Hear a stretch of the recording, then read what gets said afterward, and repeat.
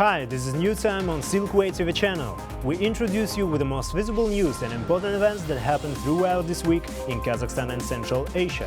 More details on politics, economy, social and cultural life with opinions from the most recognizable experts of Kazakhstan and world. I'm Dorian Sagulov and this is what you'll see today. The President of Kazakhstan with a state visit to France. What new agreements were reached between Emmanuel Macron and Kassym-Jomart Tokayev this time? French company Alstom is investing in Kazakhstan's railway infrastructure. An exclusive interview with Alstom Managing Director Jérôme Boyer. The return of Donald Trump to the White House. Will the new president quell the flames of conflict in the Middle East? And what lies ahead for America's NATO allies? And let us begin with news from Paris. This week, the president of Kazakhstan, Kassym-Jomart Tokayev, paid a state visit to France, arriving in the French capital at the personal invitation of President Emmanuel Macron.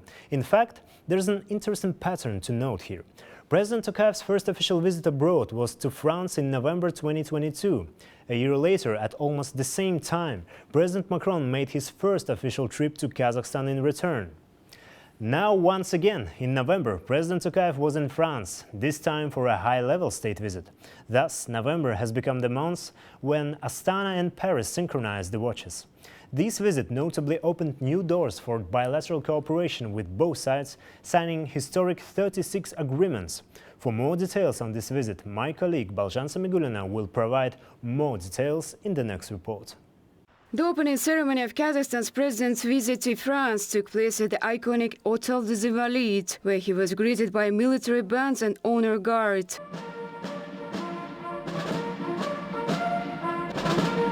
Following the welcoming ceremony, President Tokayev and French President Emmanuel Macron held official talks at the Élysée Palace. Their negotiations were conducted in an expanded format. President Tokayev expressed gratitude for the warm reception and stressed the significance of this visit in strengthening the strategic partnership between the two nations. Both leaders emphasized the importance of boosting trade and investment. Notably, during the 13th sessions of Kazakh-French Business Council in Paris, 24 agreements were signed with a total value exceeding $2 billion. Experts noted that Kazakhstan was particularly interested in France's expertise in nuclear power, and French companies could be involved in future energy projects, as building a nuclear power plant in the country within the international consortium. The global company Orano, a French firm, has excellent experience and technology in uranium extraction. Therefore, we have reached very good agreements in this area to apply their technologies and expertise in uranium mining in Kazakhstan. The second company, EDF, is also a global leader in the management of nuclear power plants. Our president stated that after the referendum, the issue of a consortium will be decided, and most likely, the outcome of these negotiations will determine the participation in the consortium. Concluding the official part of the visit, the two leaders made a joint statement for the media. Both presidents emphasized the importance of continuing to develop trade and economic ties. Kazakh President Tokayev noted the growing cooperation in key sectors, such as oil and gas, industry, and construction. They also highlighted a shared commitment to green energy, climate action, water management, and artificial intelligence. French President Macron underscored that the partnership between Kazakhstan and France has proven to be both significant and timely. The two leaders then signed a joint declaration to further strengthen their strategic partnership. France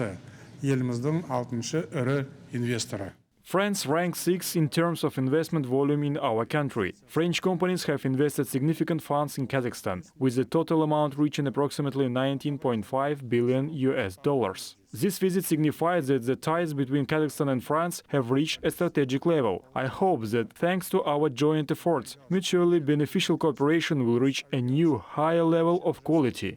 France and Kazakhstan share similar views on key regional and international issues based on adherence to the UN Charter, respect for the principle of territorial integrity, and the protection of human rights. Joint efforts are crucial in addressing global challenges such as climate change and the fight against terrorism. Kazakhstan's prize Tazy dogs, Julian John, also contributed to the strengthening ties with France. President Tokayev gifted the pair to President Macron during his visit to Astana last year. The Kazakh greyhounds were seen accompanying the leaders during an informal chat in the Elysee Palace gardens. From the video, it was clear that the dogs bonded with the new owner, signifying their close connection. Balzhan Samigulina, New Time. Kazakhstan produces 19 out of the 34 most important raw materials for the European Union. Therefore, the country has the potential to become a reliable supplier of raw materials for production, including to France. This was stated by President Tokayev at the Kazakh-French Investment Roundtable in Paris. Kazakh president also noted that in 16 years, global demand for raw materials is expected to grow fourfold. In addition to oil and uranium, Kazakhstan's subsoil holds vast reserves of 3 rare minerals: lithium, beryllium and tantalum, he added. Details on the outcomes of the meeting with French business leaders in our next report. Over 15 French companies participated in the investment roundtable in Paris, where President Kassym-Jomart Tokayev outlined Kazakhstan's ambitious economic transformation goals. He highlighted ongoing efforts in line with international standards and OECD principles. Kazakh president noted that the country is a key trade and investment partner for France and Central Asia, accounting for over 80% of trade in the region. According to him, this year bilateral trade increased by 45%, and French direct investment grew by 15%, reaching a record $900 million. There are currently more than 200 French companies operating in Kazakhstan. To continue this trend, President Tokayev emphasized key areas for expanding economic cooperation between the two states. We anticipate a stronger manufacturing presence of French companies to bring additional advanced technology to our industrial landscape. With our country producing the largest share of uranium globally, it means that's to say 41%, and France's extensive expertise in the nuclear industry, we could jointly advance our cooperation in the civil nuclear sector. Kazakhstan was the first country in the region to ratify the Paris Agreement and committed to net zero emissions by 2060. Interest from major international companies in renewable energy projects has been growing, with Total Energies planning a $1.1 billion 1 gigawatt wind farm. Another priority has been the effective management of water resources and heating, vital in the face of climate change. In this regard, is noted by President Tokayev, partnerships with Suez and Valeo would help modernize water infrastructure. He highlighted the importance of developing the agribusiness sector, given the growing global food security challenges. This year, the United Nations ranked our country 24th globally in adopting e-government and digital technologies and 10th in online services. These rankings reflect our country's strides in digital transformation, including substantial investments in digital infrastructure and the adoption of advanced technologies like artificial intelligence and blockchain. We are open to collaboration with French IT companies that can contribute to the development of innovative solutions, particularly in Industry 4.0, artificial intelligence and smart cities. Notably, Kazakhstan is among the world's top 10 grain exporters, supplying 8 million tons of wheat and 2 million tons of flour to over 80 countries. Thanks to a bountiful harvest this year, the country's grain export potential has risen to 12 million tons. Following the president's state visit, cooperation in nuclear energy, agribusiness and digitalization between Astana and Paris is set to intensify. Balzhan Samigulina, New Time. France is interested in being one of potential players in the competition for the construction of a nuclear power plant, said Sylvain Guioguet, the French ambassador to Kazakhstan. In an exclusive interview to Silkwe, Mr. Guioguet also mentioned the long-term cooperation between Kazakhstan and France in the uranium industry, as well as the growing interest from French investors in participating in joint projects in various sectors of Kazakhstan's economy. Kazakhstan is one of the biggest producers of the natural uranium. So what kind of cooperation can we expect here in this particular industry? Well, we already have a long time cooperation between France and Kazakhstan in the field of uranium with the French company Orano, and also the joint company with Kazatomprom, which is named Kazakh. So this is already a long time joint venture, already working in Kazakhstan, and they are talking about doing more in the future. So Orano is intending to developing and extending its presence in Kazakhstan in the future, and also beyond, I would say, just the uranium sector. We want to be more present in the strategic minerals in Kazakhstan. So we have other companies interested in working in Kazakhstan, like Imeris and Eramet. So this was also part of our discussions today. And would France be interested in joining the international consortium on construction of the NPP in Kazakhstan? Is it on the table of discussions? First of all, we congratulated Kazakhstan for having led this successful referendum. So now they can build on the strong support of the population regarding this project. And this visit is the opportunity to confirm France's interest in taking part into this competitive dialogue of Kazakhstan with the different competitors, and France intends to be one of the main actors of this competition.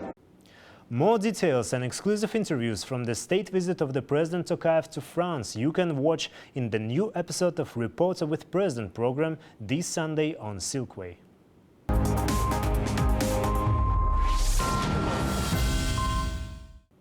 Kazakhstan is a key trade partner for France, but trade is just one aspect of the growing relationship.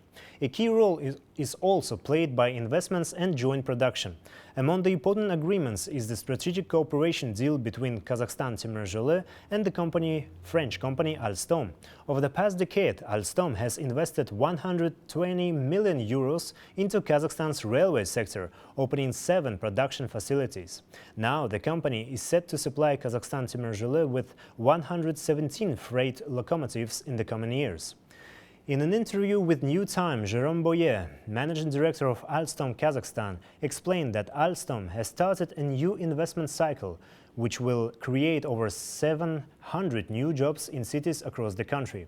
As part of this project, Alstom aims to localize production and maintains to 50% by 2025, with a potential to reach 60%.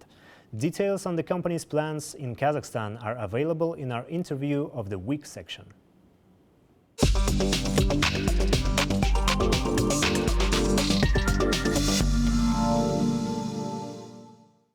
Thank you very much for joining us. Let me ask the first question about Alstom's activity in Kazakhstan. Your company has invested over €1 million to Kazakhstan. What programs and what projects are estimated for this budget, and what is expected from it?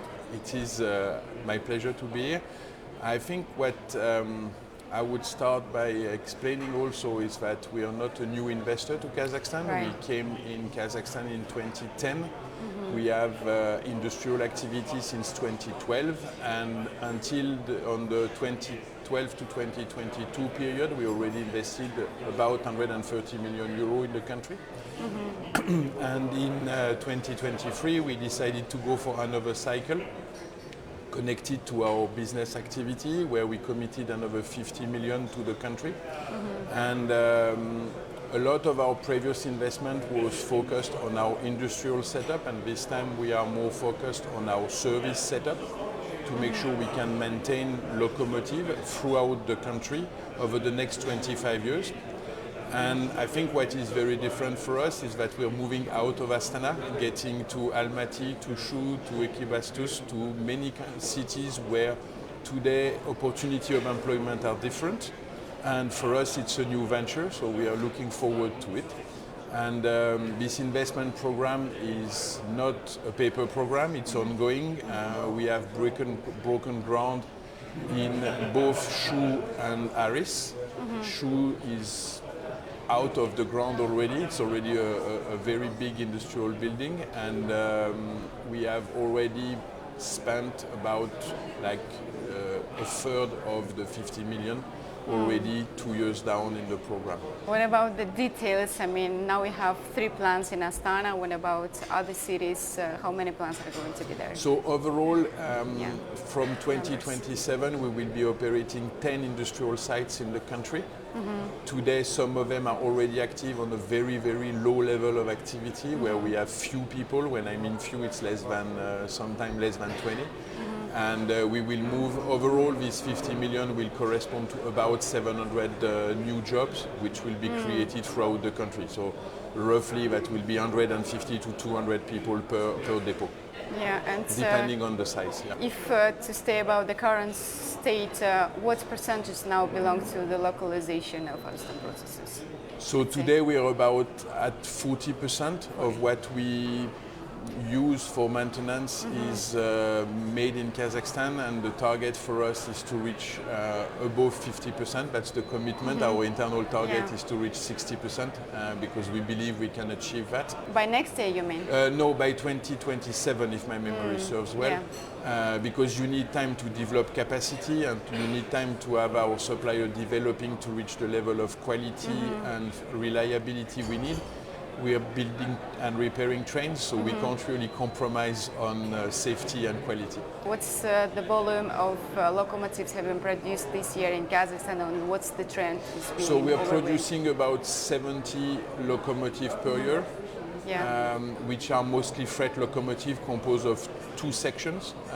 So that's about 1 locomotive per week in the plant, which is, to give you a comparison, it is the level of the top locomotive producing plant in the world. That's about what our top plants in the world are producing. It's very rare that you can we go beyond that.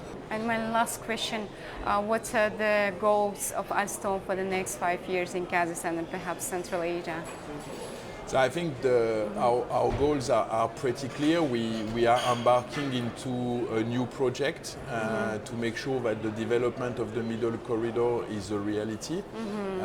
We are creating a new locomotive for Kazakhstan, mostly in Kazakhstan, and we are back to the localization conversation. And for us, this is the key step in the next 2-3 years. And then obviously making sure that these equipment, these assets are remaining available and reliable inside the country, so maintaining them and getting the maintenance activity on point. So the trains are on time and are moving goods in the right way. Thank you very much for joining us. Thanks for your time. Thanks for having me.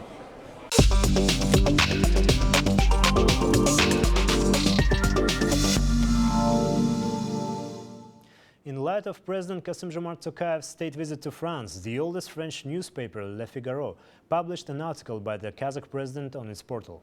In the article, the head of state addressed the global turbulence and geopolitical polarization, noting that as major powers struggle to find consensus, middle powers are stepping up as key mediators, fostering dialogue and promoting global cooperation. On Kazakhstan's relationship with France, President Tokayev emphasized the two countries' readiness to collaborate towards shared goals. He also discussed the importance of the Middle Corridor and expressed his enthusiasm for co-chairing the upcoming One Water Summit with French President Emmanuel Macron in December, aiming to advance the UN's crucial goal to ensuring access to clean water for all. Additionally, several other French newspapers provided extensive coverage of President Tokayev's visit. L'Express published an article titled "Macron offers Kazakhstan assistance in civil nuclear energy." Radio France Internationale and TV5 Monet highlighted the visit in a similar light. Global media took notice as well, with Turkey's Anadolu agency publishing an article stating Kazakh president convinced France's visit will raise ties to strategic partnership.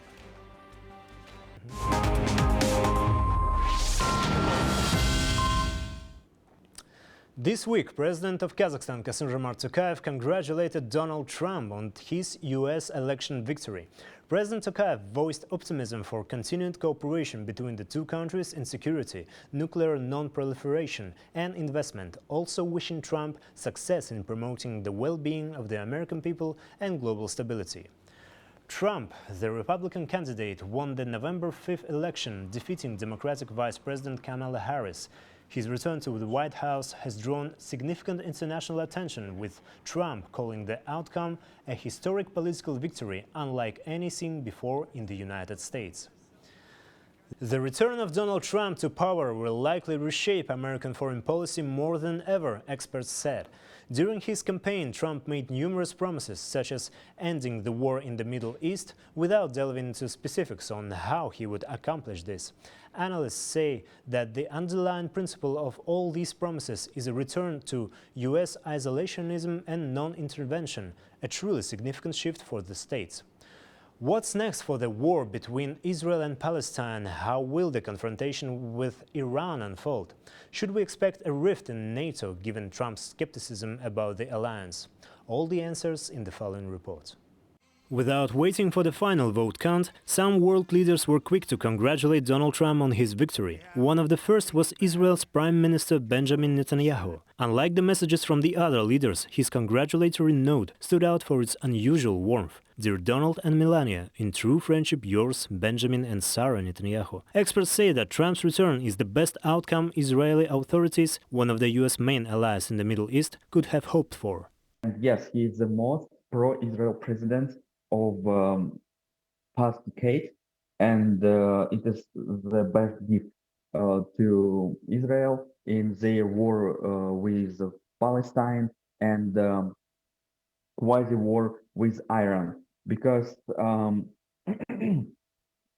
yes, the United States is ally of Israel, but even Joe Biden criticized Netanyahu and Israel for war in Palestine. We can expect that Trump will don't do same things. In his first presidency, Trump enacted strongly pro-Israel policies, even moving the US embassy from Tel Aviv to Jerusalem, a city whose eastern part is still not recognized by the UN as part of Israel. I'm sure Netanyahu is pleased to see Trump rather than Harris heading for the White House. And of course, we'll still have Joe Biden to contend with for the next 2.5 months. Trump could make this better, or he could make it an awful lot worse. He could make it worse by siding with those in Netanyahu's cabinet who say, essentially, let's look to annex the West Bank, let's look to control Gaza, let's see if we can push the Palestinians out. We are not giving land to the Palestinians, and that is something that Netanyahu himself has said about not giving, creating a state for Palestinians. But judging by his campaign promises, Trump aims to limit US involvement in foreign conflicts, putting, as he says, America first. Despite his pro-Israel stance on the war in Gaza, he has pledged to urge Israel to end its operation. What I think we do know about what Trump said, and he said it again in his acceptance speech, he's very, very proud of the fact that, in his view, no new wars were started in his first term, and he wants to end the conflicts that are out there at the moment. As he said, he wants a strong American military, but he doesn't want to use it. And so I think you will see pressure, including pressure on Netanyahu, to shut down these conflicts sooner rather than later. Although Trump has pledged to achieve peace in the Middle East, implying he intends to end both the Israel-Hamas conflict in Gaza and the Israel-Hezbollah conflict in Lebanon, he has not explained how. This has raised concerns among experts about his ability to effectively bring an end to the wars. Many are aware clearly of Donald Trump's history of support for Israel. It is unclear, though, how much the U.S. president actually influences exactly what happens on the ground in the Middle East, as we all have learned over and over again. So I think it's often overstated. While it's critical, the U.S. relationship with Israel, the ability of a U.S. president to direct what happens in the way of decisions made by a sovereign government is more limited than people realize. According to Prime Minister Netanyahu's office, as reported by the Times of Israel, the leaders have already spoken by phone, discussing the Iranian threat. Iran remains Israel's main rival in the Middle East. Experts anticipate Trump to continue applying sanctions on Iran. This view shared by many ordinary Iranians, some of whom fear a heightened risk of war and economic hardship. Well, when he returns to office, the first thing he'll definitely do is increase sanctions to put pressure on the Iranian government. After that, he will create conditions that will either lead to some changes in Iran or lead to conflict. Meanwhile, Iranian authorities state that they do not expect any dramatic changes with the arrival of the new American president. Right now, the country isn't overly concerned about Trump winning. What difference does it make? Was there really a big difference between two US candidates? For many of us, it doesn't matter much, and the necessary measures for the economic security of the country have already been prepared, so there is no need for worry. But most important are the voices of ordinary people who will be the first to feel the impact of political maneuvers and conflicts. Displaced Palestinians in Gaza expressed little hope that Donald Trump's election would resolve the Palestinian issue. Concerns have also been raised among Israeli citizens. Traditionally, Trump has been good for Israel, but I think he's unpredictable.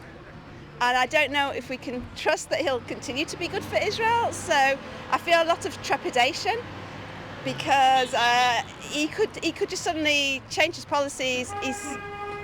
I don't know how much we can trust him. A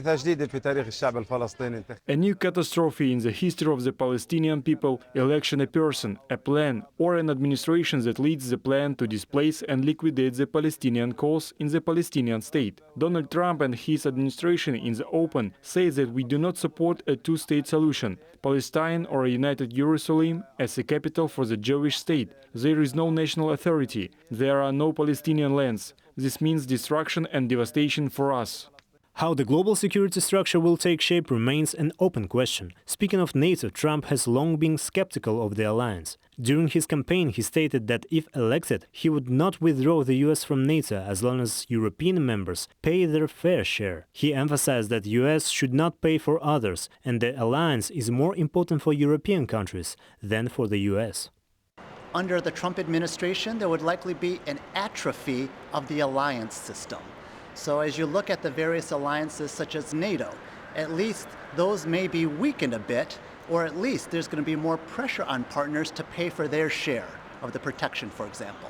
The unpredictability of politicians like Trump makes forecasting difficult, experts note. Considering the Republicans currently control all three branches of the US government, even holding a majority in the Supreme Court, it is likely that Trump will focus on domestic issues. It would be no surprise if Trump returns to the path of limiting Washington's role in certain global institutions and conflicts.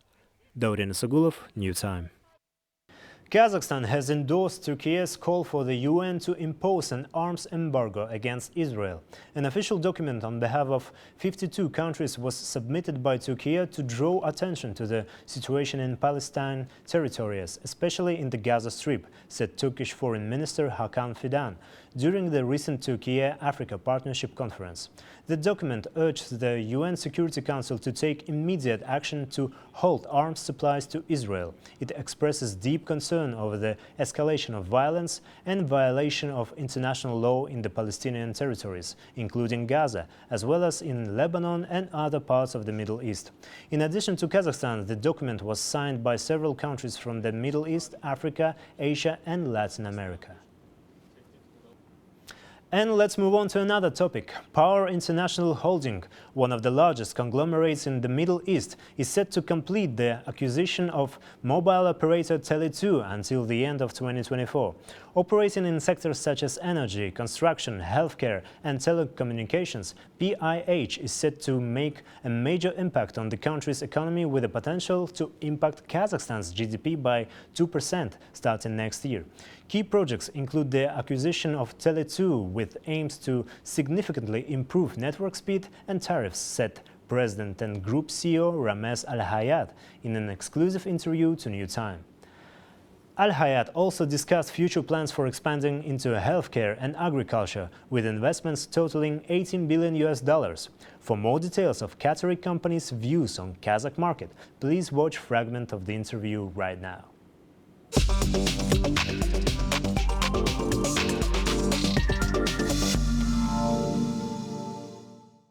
Mr. Al-Khaya, thank you very much for joining us. It's a great pleasure to Thank have you very you. much. And Thank you for PIH inviting is me. a huge conglomerate in the Middle East. Could you please tell about your activity worldwide? As far as I know, it has 5 groups and operates across 14 sectors. Could you please share with the details with our viewers, please?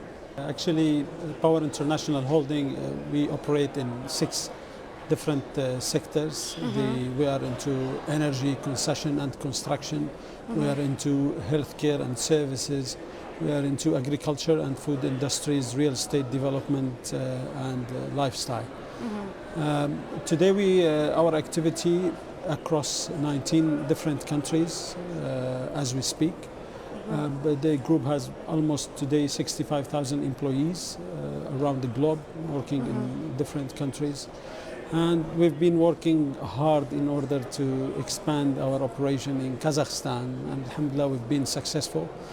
We're working in 2-3 sectors for now, which is the telecommunications sector, the energy sector, and other potential healthcare as well. So let us stop concrete on the project that has been operating by PIH in Kazakhstan. What are the projects and what's their budget and aim so far? We worked on the acquisition of Tele2, and I think we reached to an end, and we think the transaction will be complete before end of the year. It's moving pretty well. The government here and even the government officials has been very proactive on reaching a good deal for both countries and for us as Power International Holding and for the country as well. The other projects in oil and gas, we're working in 2 pipelines, the northern pipeline and the southern pipeline, as well as 3 gas processing plants and 1 power plant. We are into the technical details of the projects as we speak. The engineering work is being done. We think that we can see construction activity on site in the next 6 months maximum for 2 or 3 of those projects, and the rest will follow. But the full implementation for all the projects will take from 2 to 5 years maximum.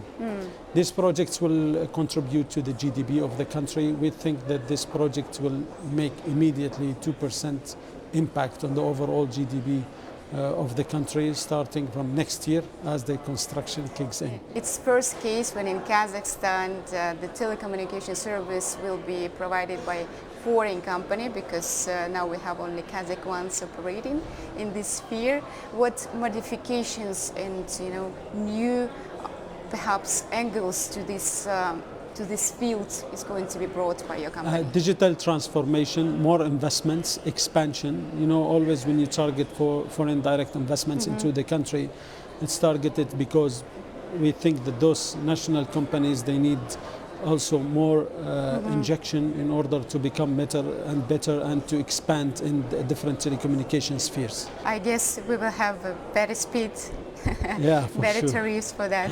Yeah, 100%. We have a great plan that has been presented to the government in order to take the Tele2 from where it is now into being one of the best in the world, inshallah. Other project that can be expected in Kazakhstan in healthcare, perhaps? Yeah, healthcare, we're actively looking to invest in healthcare sector. Especially we've seen the government now quite active in public-private partnership, and this is where we can add a lot of value. Our hospitals today across 4 different countries, and we think Kazakhstan is a great market for us to start with in the CIS countries. Yeah, Mr. Ahad, my last question. What is your plan for 5 years in Kazakhstan and perhaps Central Asia in general? As you know, we have already signed an $18 billion worth of investment.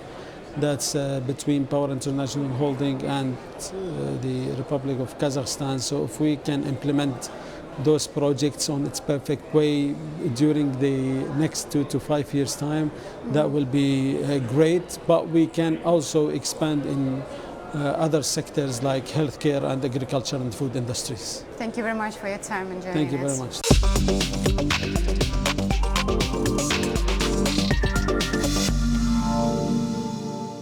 The World Bank predicts that Qatar's economy will be the fastest growing among SCO countries, with GDP expected to rise by 4.4% by year's end. This promising outlook has experts anticipating strong collaboration between Qatar and Kazakhstan, the two rapidly growing economies. Qatar plans to invest around $3.5 billion in two gas processing plants at the Kashagan field, with the projects led by UCC Holding, one of Qatar's largest companies, in partnership with Kazakhstan's national company Kazakh Gas. Construction is set for completion in 2026 and 2029. According to Yaroslav Serikbai, senior analyst at the Applied Economics Research Center, Qatar is eager to partner with Kazakhstan, seeking both economic gains and greater presence in Central Asia, where Astana plays a key role. First of all, Kazakhstan has a significant supply of natural gas, which, of course, can be of interest to investments in the mining and energy industries. It is also worth noting that Kazakhstan has a geographical location and has strategic opportunities for long-term investments outside the Middle East. Secondly, Kazakhstan, as a part of the Eurasian Economic Union, can provide access to border markets such as China, Russia, and Europe, as these countries are the main trading partners of Kazakhstan. All in all, this makes Kazakhstan an attractive platform for Qatari investments. In addition to the gas sector, other promising areas for cooperation include telecommunications, finance and logistics, the expert notes. Overall, Qatar plans to invest up to $20 billion in Kazakhstan's economy, a deal that was ratified by the Senate in October this year. And that's it for today. All the main news about Kazakhstan and Central Asia you can find here. More special projects about our country you can also watch on Silkway TV channel. So stay tuned and see you next week.